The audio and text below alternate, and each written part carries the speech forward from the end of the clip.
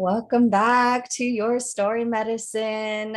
Today I am with Kati, who is the founder of Love, Awareness, and Purpose Holistic Arts. I don't even want to go deep into her bio because Kati is just somebody you have to experience. Kati is one of my coaches, one of my mentors who I have been working with for several months now as I have been going through some deep initiations. And I'm just one of the things that has helped me the most, which I feel has helped to challenge what it means to be a healer, a coach, or a guide, is got these story medicine. I feel like we tend to put up these walls of and like we call them boundaries, but they become hard walls versus recognizing that sometimes it is our story medicine that can be the very thing that supports the people we are holding space for to find their breakthrough and their healing. So this woman needs no introduction. We're just going to dive right in and welcome Kati. Hi, Kati. Hi. Oh my gosh, I love that. Thank you for having me, June. Really grateful to be Yes. here. Yeah, it's been such a journey. And we were also recently in Tulum together. And I love how we just got to break down the walls of what this relationship could look like. I consider you a dear friend and still a mentor. And it's so freaking wild because in our last session, you revealed to me that I was actually one of your coaches and I had no idea. Yes. Yeah, this is in another program that I help with storytelling coaching, but there's like hundreds of people. So people get lost in the mix. And for me, it was just like this beautiful 360 of like, wow, wow, we are each other's healers. So, Kathy, what is it that you're celebrating about yourself today? Mm. Honestly, I'm celebrating myself of just moving, just like really trusting what I'm going into next. And I feel like that is one of the biggest things of like how everything that has been unfolding, how my life has been a constant level of growth, yet unknown space, but still being able to move. Even if that movement is like pausing and being still, and then being able to make that next step.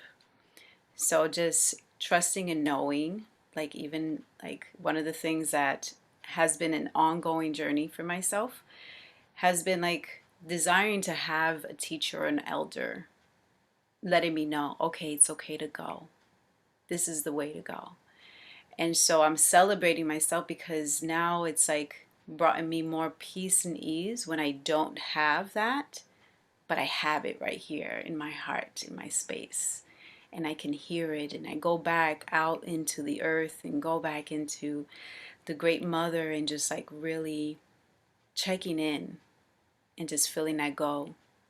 So I'm really celebrating that because I'm literally about to go and hit the road.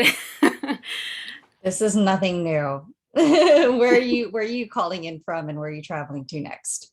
Yeah, so currently I'm in New Jersey and I am driving to California, heading out to Northern Cali and to go on a beautiful journey with my teacher for about full 3 days, and it's called a Panchakarma. And so I'm really excited because it's been some time. But yeah, and those drives are so precious. It's like a long, good 4 to 5 day prayer for me. Wow. Hmm. So let's dig deep into your medicine because you have multiple tools in your kit, in your medicine kit. And I feel like titles do not do you justice. So, how would you describe your medicine? Hmm. Well, and this is correct, June, honestly, because I feel like my life's journey itself has been an ongoing unveiling of all these many lifetimes coming forth and putting forth just like even a title that I feel like is in general just limiting it.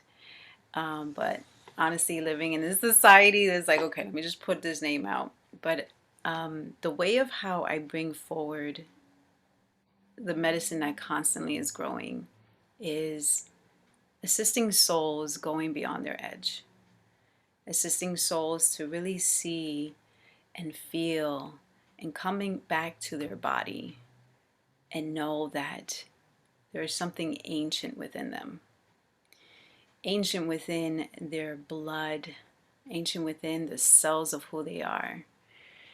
And, you know, when it comes down to this human life, like we tend to like really, drift away and forget and believe the things that we like physically hold is it. And so that's why it makes it scary when we can't see it. And so that beyond the edge piece, going out of the comfort zone, is where I help souls at. And that's why you'll see all those titles of like exploration, either through holistic practices, psychology, hypnotherapy, like all of those. Like, and it's because my journey, my life has brought me through all of these modalities and recognizing that there isn't just one modality to tend to a human being. And this is where I appreciate my foundation work with in my study and my practice as an Ayurvedic practitioner, and utilizing the elements and recognizing we're not just one element. We're ether, air, fire, water, earth. And when we bring those ancient ancestors forward, we recognize that there is so much more to us, and there's not just one practice to us. So yeah, it's just like really helping souls to understand like there is not just one way. There's many ways. You flow with the wind. There's many ways to go ahead, and yet one way to spark that fire too, and allow the flow of that water and that ground of your earth. So it's definitely assisting souls to coming back home into themselves, and yet moving beyond that comfort too. Every time we have our sessions, Kathy has me take a picture of my face and my tongue and send it to her. And I was like, damn, what is she gonna say this time? And almost all the time it's like, drink your water. But it's so wild. I have the first picture I ever sent to you from earlier this year, and when I filled out the questionnaire telling you what it is I wanted to work on, the main thing was clearing my face. I was having terrible acne at the time, and I bought all of the expensive products trying to get rid of it. And I changed my diet. I've done so many things. And if you look at my face now, it's like basically completely clear, other than like this one pimple that I popped. But otherwise, it's like it's clear. And the thing that cleared my skin wasn't what I was putting in my body, it was the environment that I was in. And so it's just so wild to see how even the environment I was in, I didn't realize was making me sick. And you got to witness me going through those initiations, and so much grief and letting go of these things that were carrying me back from where's it I'm going. There's been so much expansions. And one of the things that you said to me was, girl, if you think you're powerful now, just wait until you let this shit go. Yeah. So Mm-hmm. it's been wild. And so you specialize in Ayurveda. Mm-hmm. You have all of these different modalities, and you've also been trained by elders and practitioners from all around the world. from Amazon to Cuba to I don't know if you've been to Tibet, but you have training in Tibetan Ayurveda, like so many things. So like you are definitely ancient, and yet it's it's we want to do reverence to these practices without getting them all muddled up into one. Mm-hmm. And yet here you are as a woman of color, and we've had these conversations of you going to these conferences, like these psychedelic conferences or these alternative healing conferences, where you tend to be one of the few melanated women. And when you are in these spaces and you want to talk about inclusivity, even amongst the other melanated bodies, it's like, ooh, let's not go there. And yet we're seeing so many people who you are also in community with going to learn these ancient ancestral practices, but catering to a particular population that may not have as much access. So tell us about your ancestral lineage and how this has influenced your path today. Yeah. So I am Cuban and Peruvian, and it's interesting because my I'm first generation here, and my parents felt like, this was the new world. This was like it. Like coming into the States was like I'm saving my children from what it was back in my country. And so we didn't have so much awareness or knowledge of what was much of my roots. Besides us going back to Peru, going back to Cuba, visiting family, and it was an every year visit. And yet also as I've became older and as I left home when I was 14 on top of that, so I end up like not relying so much of people that were older than me, like my parents specifically, and just had to take care of my own. And the reason why I'm saying this piece is because I had no one that can guide me. I had no human being at that moment, and yet the only one that I had was spirit. And this unknown conversation I was having, yet being guided in different spaces that was not like spiritual spaces at the time, but it just kept pulling me towards souls that were touching into more of my Cuban roots, more of the way of how people in Cuba will connect with spirit, and is still not aware of it at the time. And so through the years of learning and like recognizing and like, oh, okay, this is what's pulling me. I'm being pulled towards tapping into this way of being, of connecting with the natural world, connecting with the earth. And oh, this is how people in Cuba did it. Oh, but this is how people in Peru and Amazons did it. The Quechua people, like, and so slowly, like through the years of me just following what was pulling me, towards what like brought me home and brought me peace. And so later on, when I started bringing myself into the spaces more, I began to hear and listen, even through my own family in Cuba, like, oh, just so you know, we couldn't tell you much about our spiritual practices because your father did not want us to. And like, and even for them to even say that, I had to continue to show up into that space in Cuba because my family still lives in a village in Cuba. So I would still go there and, just share with them my journey, share with them like, oh, what I'm doing. I'm assisting people, like assisting souls within their health, within coming to their body, coming back to their body. And, they would look at me, oh, that's great. Okay. Oh, I have this pain here. And, they would just like really just see me until like one day I asked, I was like, Tia, like, what's up? I know there's something here. I know there's something you are not telling me. And she's like, oh, what are you talking about? I was like, I know you work with the waters. I know you speak with them. What are you speaking of? And it was very interesting, like really hearing that from my aunt especially. And I was like laughing. I was like, she was like, well, what do you do with the waters? I was like, well, what do I do with the waters? Well, besides me knowing, and then I start speaking through the language of what I've learned through Ayurveda on what the waters mean, because this is how and what I was taught, yet it resonated to my spirit, it resonated to my soul.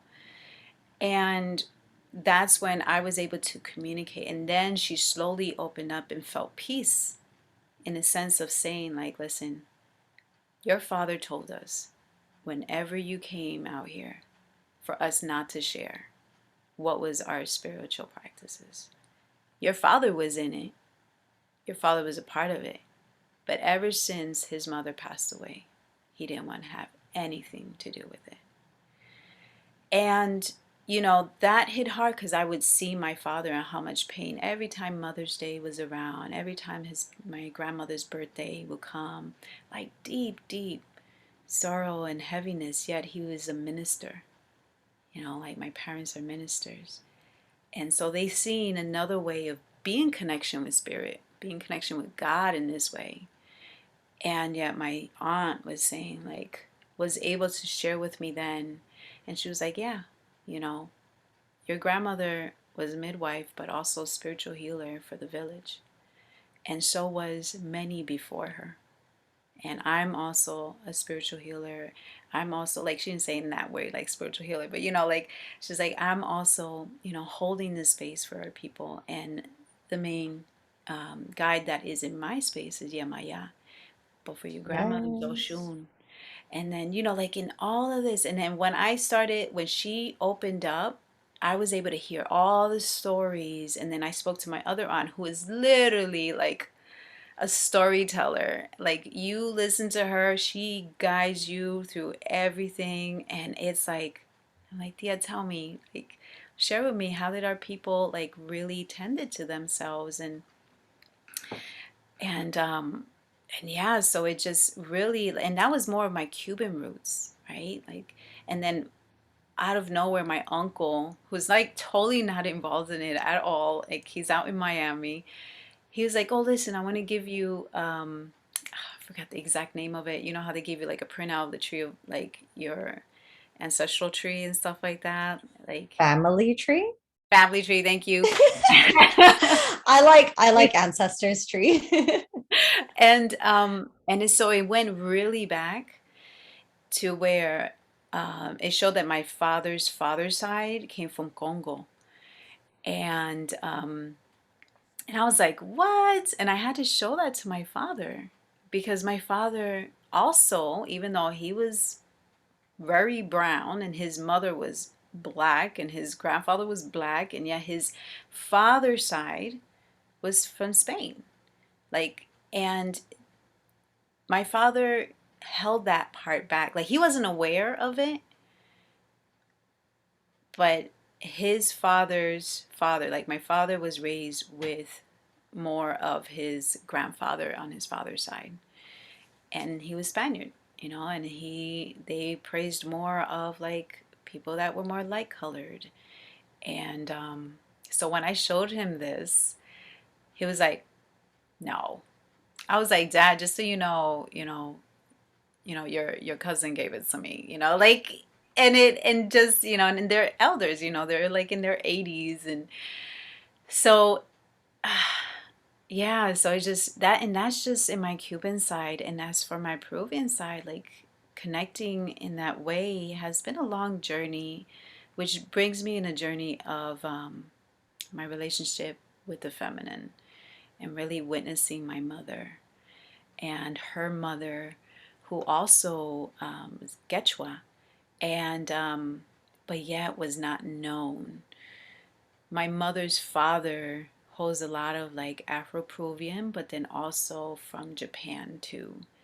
So there's like it's really like a blend, like from the natives in Peru to like the Quechua people to like being mixed with being Japanese and like, so there's like so much that I'm like, wow, this is a long journey. Yet it also brought me back into these studies because I did study Chinese medicine. I did study, Ayurveda, and this is all up in, out in the East, out in Asia, and that's just like really like made sense of why I was also pulled towards that. And so yeah, so even to touch on, like, I have my teachers in Peru in the jungle, and that creates that connection with the plant beings, with the essence of the earth, and just like really, just being in the lungs of the earth, which like the Amazons is known for. And and that has been and still is my journey in really connecting to my ancestors. And that's what me not knowing, right? Like, at the end of the day, it really just came back to me coming back to the earth. And she, like, great mother, is guiding me. Like, before I used to like say like, I wish I did know. And like, you do know. You do know, and you're walking, you're trailing it, and this is how you're gonna assist others to trail back into themselves too. So like when we build this relationship with the ancients within us, with the ancient ancestors, which are the elements within us, that's when we're really like going in. So I know that's a long response, and hopefully that did Mm, answer your question. yes. Well, yeah, and I feel like once it's like you pass this certain threshold in your spiritual practice. I know for me, as somebody who used to do diversity, equity, inclusion work, and anti-racism, and was just like, just so consumed with the pain of the world and operated in the only way it is I knew of how I thought I could be a part of the solution. Suddenly you realize that the answers have been there all along, as you mentioned, in the earth. And I had this conversation with Farah and with Liz in another episode about plant medicine and how they have oftentimes been our greatest teachers. And so I'm starting to talk about this more and more on my podcast, but I think it's different because we're talking about how we're actually seeing these beings as teachers versus a means to escape. Mm-hmm. And so it poses the question of like intention, responsibility, who gets to be the gatekeeper, and how is it that we can find the right elders or the mentors to walk this path with us so that we can walk this path with reverence.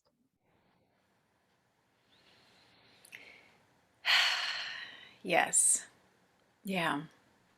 You know, that right there, being on, like, working specifically with plant medicines and seeing them as our elders and our teachers. And that's honestly, I'm going to bring forward that we're talking about even ginger, right? Like, Yes. not just, Turmeric, yes. basil, all of those are teachers. They don't have to be Oh, psychedelics. exactly, exactly. And even though, yes, I do sit out in the jungle that I've been with for over 8 years already, like with this beautiful ancient medicine. And but at the end of the day, like, all of these plant beings are also so sacred and are our teachers. If you even overtake nutmeg, if you even overtake a certain herb, you're also going to experience some form where your body's like, whoa, this is like extreme. So definitely, it is coming back to the earth. It is coming back to when we are building these relationships with the earth, with the plant beings around, where you And especially when you know and you call in and like, saying like, guide me to a teacher, guide me to a mentor.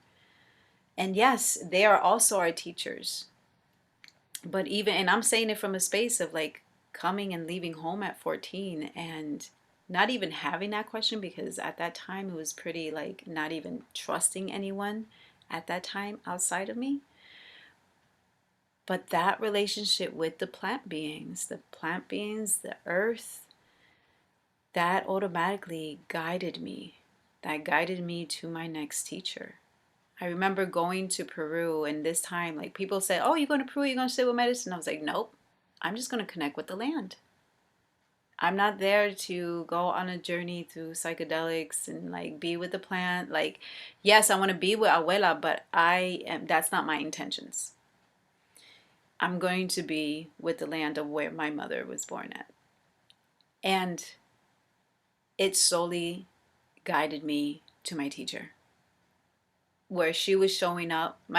Oh my God, there is so much I can say, but just to give you an idea, when you just go towards every step that is towards the earth, you'll find your path guiding you to what, you know, who is your mentor, who is your teacher. Like, it's going to guide you to that next step of learning, basically, that next step of growth that you're going into. And the way of how my teacher aligned was so beautiful, because it was just a soul putting up an icaro of, and which is a print, and it looked exactly like the flower in Cuba. And I was like, hold on, that's a flower in Cuba, and I'm in Peru right now. And then I asked, I was like, oh, who did that? She was like, oh, one of the facilitators, shaman, she went to a center in Iquitos. And she was like, oh, a shaman, and her name's Inez. And I was like, what? I was like, my grandmother's name Inez. My middle name is Inez. Like, I was like, okay, okay, and I'm just listening. And that's when I was in Sacred Valley at the time. And so I just kept going and going, and then crossed another path with another soul that was speaking of her. And I was like, you know what? Let me just meet her. I don't want to go on it, like be with the plants, but I want to meet her because her presence is constantly coming like in my space, and yeah. And honestly, this past year I learned that me and her share the same birthday. What? I know. So, and Wow. I've been sitting with her for like the past 6, 7 years. So it's been a very interesting journey when it comes down to finding our teachers. It's just trusting when you know that, life is our teacher. And when we continue to walk and trail this life, this journey, it's going to guide us. It's going to guide us. Yeah. And yet, and yeah, I do think it is still important that we talk about access, right? I feel like Oh, yeah. you are one of the few people who maybe more so identifies as Indigenous, where you can say, this is the medicine of my ancestors that I've had to reclaim. And just even hearing the story of your father and how deeply colonization has even impacted his psyche to the point where he wanted to hide this medicine from you, only for it to come back and say, like, this is yours, this Hmm. has always been yours. And yet you you still attend these trainings, you're still a part of gatherings where you don't see many people who look like you or who look Hmm. like us. Or if you do, we don't go there. We don't want to talk about those things because that's separation. And we're Hmm. here about unity. Hmm. So what has been your journey navigating these spaces as an Indigenous woman? And if you could shift the game, what would that look like? Hmm. Okay, so I'm gonna make sure I tend to the first question definitely, because I can like um how has been navigating within these spaces? Well, honest, like as soon as I witness how many souls witness, like people of color that are in the space, like I look around and I just see like, all right, who really has access to this work, to this study, to this medicine? And it's not like I'm looking exactly, I'm just like in the moment, because I know at the end of the day, me going there is to make sure I make it accessible. So I'm making sure I'm absorbing this information to make it accessible to any souls that I'm crossing paths with.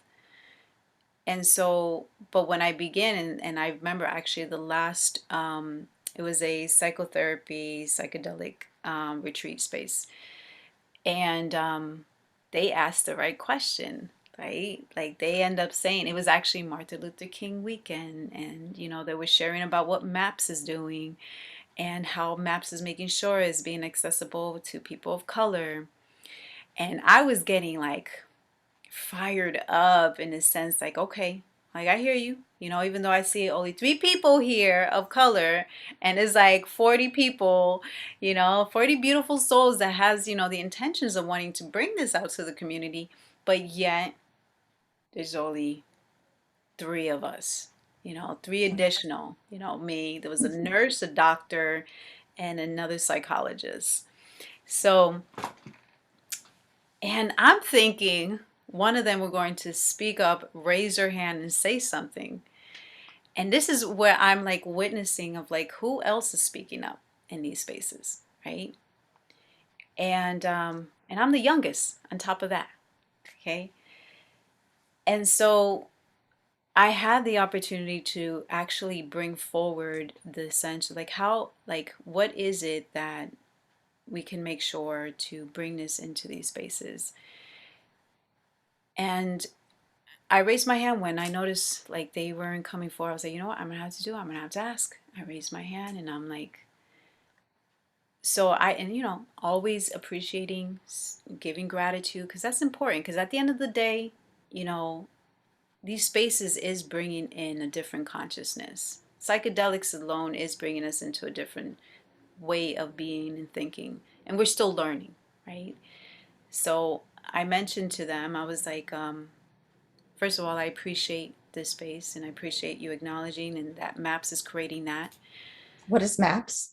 MAPS, multiple, um, I believe, multiple association psychedelics or something like that. I don't Okay. know the Okay. exact name, but MAPS is all about all the studies and ways of bringing in psychedelics into spaces of psychotherapy, into the hospitals. That's from ayahuasca, MDMA, psilocybin. So yeah, so into more of Got these it. spaces.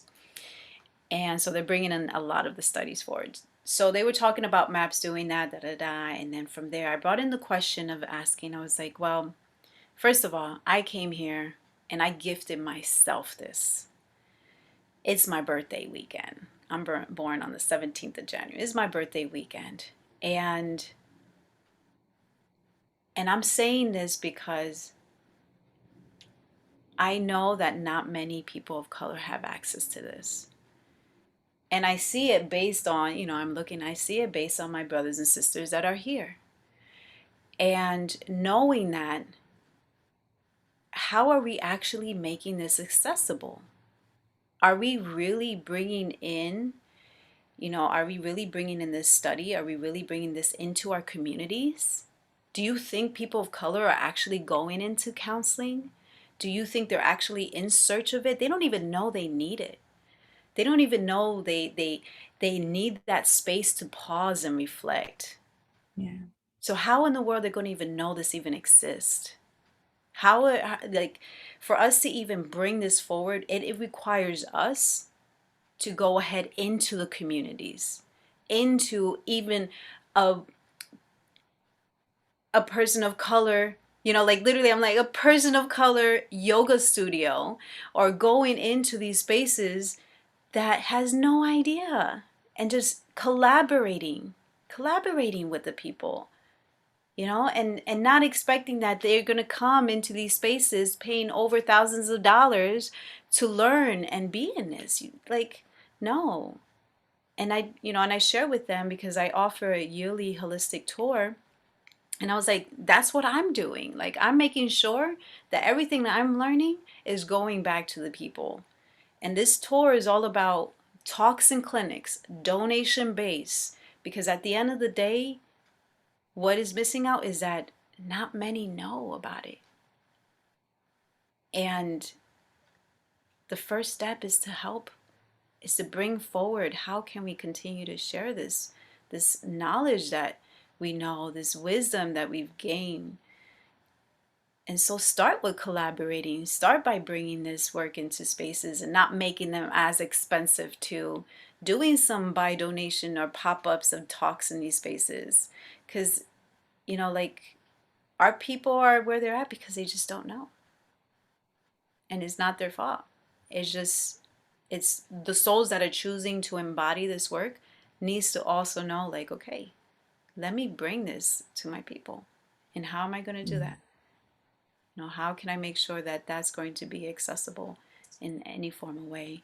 And and that's where, going into your second question is like, that's where a lot of what has been rooted within my holistic tours that I've offered is to really go into communities that has no holistic health, no holistic healing, going into the spaces, collaborating with the practitioners in the area, reaching out to them. Who's the yoga teacher, who's the Chinese medicine, who is the body worker, like connecting with everyone that is pulling on everything to help someone come back home, and then bringing them into the space and having these talks. I'm talking about body awareness, speaking on the elements, and then offering a clinic that is with a blend of face tongue assessments, pulse reading, and whoever's the other practitioner traveling with me offering their services as well. Like that is a way of how we can make sure this change happens, is just going into spaces that are not, and that is our service work. That is a way of being of service. That's something that I actually that I was pulled to do, and then also had to learn and recognize this is how I'm giving back to additional, right? Like additional Mhm. in the sense of everything that is being poured out and tending to the earth in so many different ways. So that's what I see in reference to like moving forward, is like really bringing these discussions, these talks, and starting off with the basics, like starting back home into yourself, starting off like what makes you happy, like what is joy to you. And that is like the activation of itself, where perhaps not even noticing that activation button has been like closed off for so long because we've been functioning based on how everything needs to function, and so it's like needing to dust off that button, lift up that lid and hit that button. What is actually bringing me back home to joy? Like what is actually bringing me ease and peace? So And who asks those questions, right? Like when you go to a doctor, when you go to a hospital, it goes straight into what's wrong, mhm. and right into diagnosis. And yet, if we really want to tap back into how our ancestors healed one another and healed themselves, we knew that certain organs were linked to where we were at emotionally, right? Grief, which grief is associated with lungs, right? And there's so many more that we can dig deep into, but what would you say for somebody who is just starting their journey, and how they could utilize the elements to call back what is theirs? Hmm. Well, it's a big question because honestly, that brings in a lot. Little clip notes. So I guess it's, you can even use me as an example because you know me well yeah, enough already. yeah. So honestly, it's just, just like how you shared earlier about, how you've applied so many remedies for your face, right? What is the first thing you notice how your body is speaking to you? And it can be from something you like and something you don't like. And something that you're like, why is this happening? Why is my body this way? And so that can actually assist the soul to be curious and not more of sending like being more of setting it down in the sense of like seeing it as wrong, right? Like what is wrong with you, right? Like coming back to how the doctors would see it, but really what is happening? What is present? And so coming back, that is the beginning of building a relationship with your body and the elements. And if we look at even just the colors of the elements, right? Ether, air would show up like some form of white, right? A little cloudy, and then fire will be like a red orange, and then water would be like a blue, and then earth about a green brown. So to just like really come back into how is your body speaking with you? What is there? And to use you as an example, you had as your face, but then you had this breakage, right? Like you had your face constantly breaking out, and it was like, yo, like you're gonna continue to look at me in the mirror, and this is how your body's speaking. Like you're gonna continue to look at me in the mirror for you to see that something's going on, something fiery is going on, and you're gonna have to see it until you tend to it. And so had to do about tending to this fire that was showing up and that needed to be like looked into further. And that involved more of your journey, right? Seeing where you at in your journey, internally, emotionally, mentally, right? Spiritually, how are we tending to it? Because your fire is flaring up and showing you throughout all parts of your face, in which all parts of your face is also showing a number of other things. So it's like from all the organs of the body. So if we can just begin by first being aware of how our body's speaking to us, and then noticing what color, like when we do break out, it's red. So yeah, fire. And if we do look pale, like, oh wow, like I must be like really like either heavy in water. So it's like that lack of circulation. And then as far as that dryness, you can even check even with like how often do I feel dry? Like my mouth is dry. Like, like just like really feeling in. And another way is like checking the temperature, your internal temperature. Mhm. You can see it based on where your mind goes. You can see it based on where how you feel. When people speak of depression, it feels heavy, right? It feels like something heavy and stuck. And that's a lot of water earth. So the next step, as soon as you identify it, what stirs it to make sure you are not just in that water earth, but then you're being in the ether air, and you're being in the fire, and you're being in embodying all of those elements where you're not just sitting. So when you feel like a couch potato, right? Like when you feel like everything is like sitting, invite yourself or have somebody that holds the element of fire to come into your space and like fire you up and like, all right, let's move.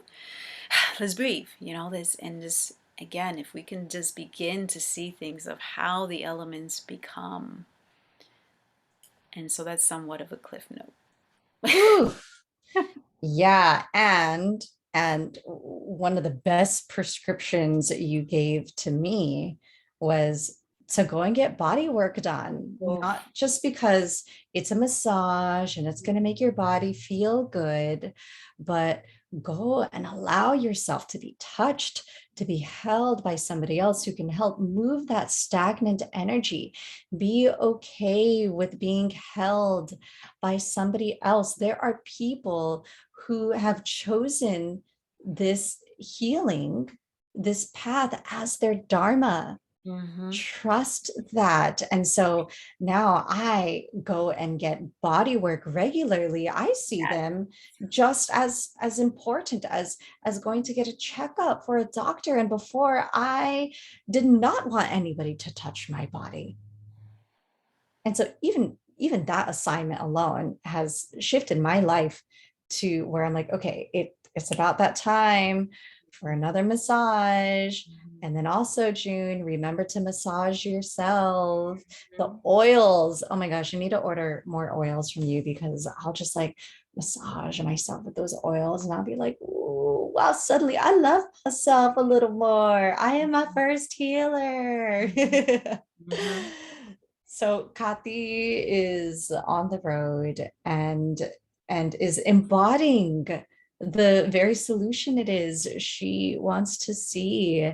And so I also know that we have to tend to ourselves. We are our first client. We are our first altar. So what is it that you are currently doing to stay grounded? And also, what is it that you've had to learn to release? Hmm. Yeah. As far as staying grounded, this is where stepping away from, like I was mentioning in the beginning, stepping away from the comfort space. And it sounds like an ungrounded action, but it's actually just setting the space to to breathe. Like, hold on, let me step out of this noise that's been happening and just come back to me. Because knowing that we are human beings, we are spiritual beings, we are energetic beings, my environment really does affect me. Like I feel everything. So by me stepping away, really gives me that space where I can just feel me, not someone's stuff over there, or not someone's interaction, what's going on over there, or what needs to be done. Even like me being in my office, like I have to also step away and just like be in me, and then also bring myself back to the Great Mother so that I'm being held, because I do hold space. And sometimes it can be a lot. So, me being held is the most important space for me to be in, for me to sit in, for me to honor that. And I do create the space for me to sit with my teachers and my mentors, for me to be seen and held. So that has been a way of staying grounded, is making sure creating that space for myself. And as far as release, this may sound cliche, like something common, but like releasing time. And honestly, I was thinking about it earlier and I was like, that's what I feel right now. I feel like I'm releasing time.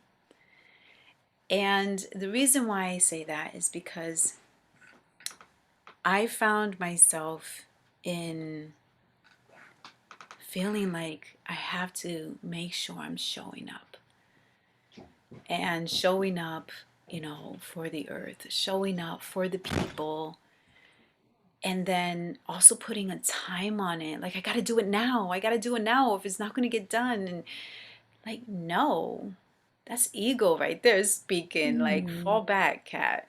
Like, slow down.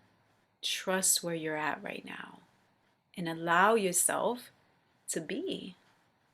Because by you rushing it, you're half assing it, And that was a really big, that has been a really big thing for me, because before I didn't see it as something I was working on or releasing, because I was so present. I have my mindfulness practice, my meditation practice, and yet I also found myself that even showing up within our medicine in this way of being and our mission was also creating some tension and some worry.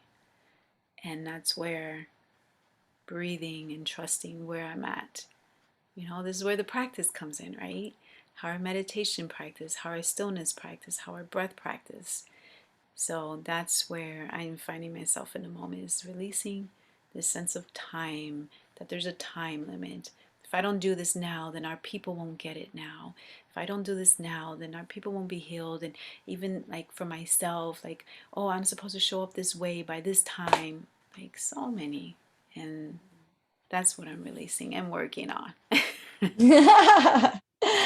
Actually, you're the very first person who has mentioned that, and it's so not cliche. I think it speaks to me, it speaks to everybody who's listening, is that there is no rush. The time is most definitely a social construct, because as you keep repeating, what is ancient is always alive and within you. Mhm. So thank you so much for that reminder.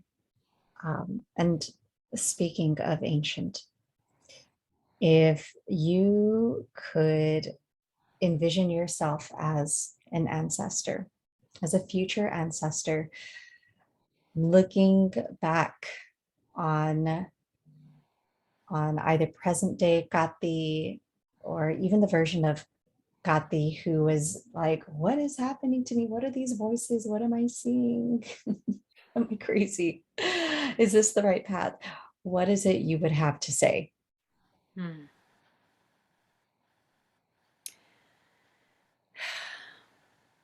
Trust and breathe. Even if you don't know what trust is, you breathing is trust. You allowing for your breath to just come in and just knowing that that's what's feeding you right now. Be in what's feeding you right now. Be present with what's feeding you right now. And just trust that you are being held. And what holds you is cradling you. And just knowing that that's what matters right now. So keep going and trusting. Yeah. I felt that in my bones. So Kathy, where is it can people go and find you and to learn from you, to share space with you, which is such a privilege, by the way, y'all, just letting you know. If you had any downloads from this conversation alone, imagine what it's going to be like having your own intimate space with Kathy. So you can definitely find me on either on Instagram, and that is at Journey with Kati, and also through my website, Catherine Inez Mesa, and .com. And so, yeah, that is those platforms that you can find me at the moment. I know that we are definitely resurrecting loveawareness.purpose.net, which involves us going back and hitting the road again, and within the tours and the talks, the clinics. So if you are even pulled to have a talking clinic within your area, if you know that there is a need of support in your area, definitely shoot me a message. Because again, these are all by donation offerings that we are connecting with practitioners in the area, yoga teachers, like souls that are there to support other souls in their growth and in their embodiment. Yes. And then also to know that Kati does have one-on-one mentorship and a group program coming up for those of you who are interested in calling back what is yours. So keep a lookout for that, because I know you didn't want to plug that in, but I just need to say it because the support is available to Yeah. all of us. And that's why I created this platform, right? So each of us can find each other. And beyond the healer, the Ayurvedic practitioner, the coach. Uh, Kati has got some dope ass rhymes. Okay. So one of these days, I'm going to be joining on this tour or one of your Yes. many cross country road trips. And we're going to put on a beat Mhm, mhm, mhm. and I'm going to reclaim what is mine because I miss that baby Jumoke Yes. who, like, yeah, we were driving Oh. through Mexico, through Tulum, and I was like, oh my God, I haven't freestyled in so long. I miss this part of myself. And Kathy's like, girl, Mhm, that's your next assignment. mhm, mhm. So grateful to be busting Yeah. rhymes with you. Yeah, Yeah, I thankful. So thankful to walk would this love path. that. Yeah. Oh, I love thank you. you. I appreciate you so much. Mm, thank you so much.